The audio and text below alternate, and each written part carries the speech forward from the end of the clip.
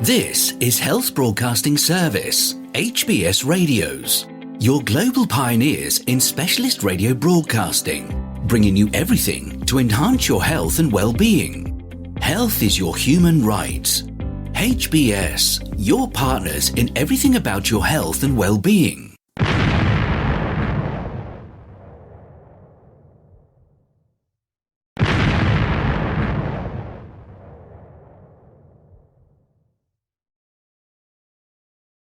The HBS Daily News Dose coming to you from the Health Broadcasting Service HBS Radio Live Channel, UK.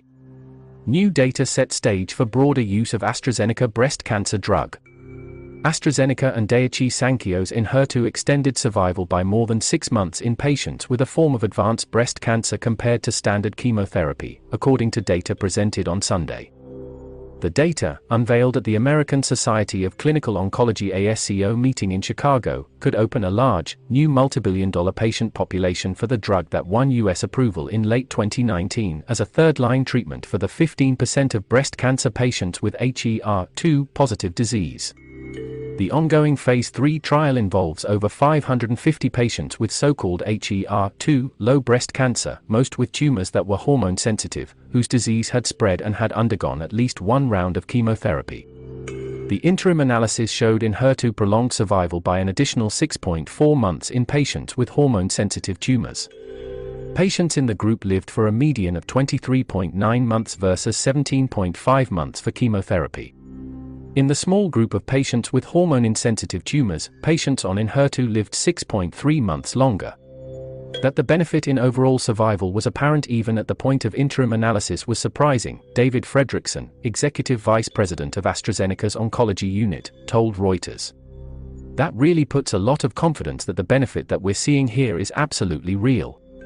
A host of targeted therapies has greatly improved the prognosis for patients with advanced HER2-positive breast cancer.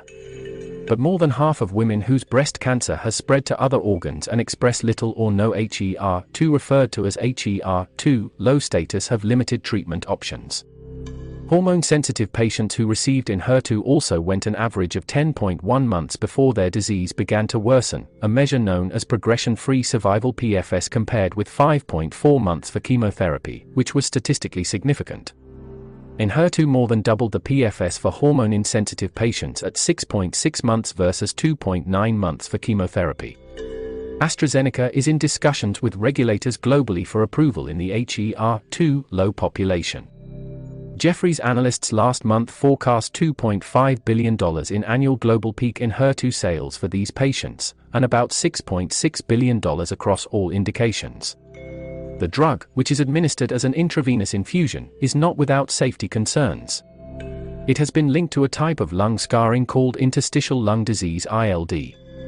45 Enhertu patients in the trial had varying degrees of ILD versus 1 in the chemotherapy group.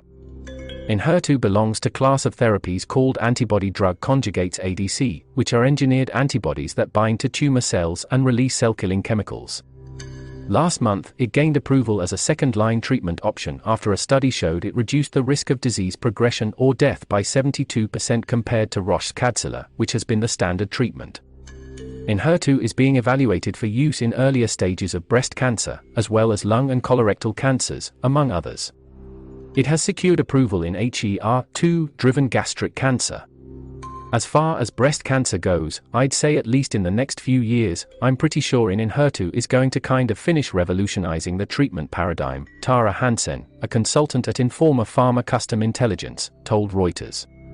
Enhertu had sales of $214 million in 2021. AstraZeneca secured partial rights to the Daiichi Sankyo compound 3 years ago in a deal worth up to $6.9 billion. Feel free to connect with us on our Facebook platform at Health Broadcast and our website at www.healthbroadcastingservice.com. And please remember to press the subscribe button to stay abreast of timely, vital, and authentic health news developments from around the world, delivered to you by the Health Broadcasting Service UK, on our YouTube channel. We will bring more updates as news develop. Stay safe and remain healthy. Bye for now.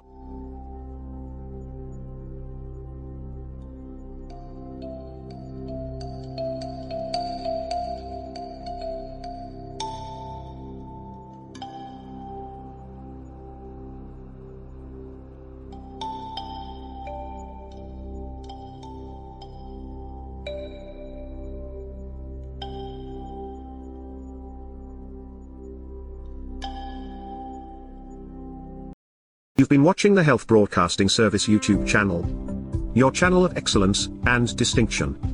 Pioneering specialist radio broadcasting, giving you the best experience. Subscribe to our channel.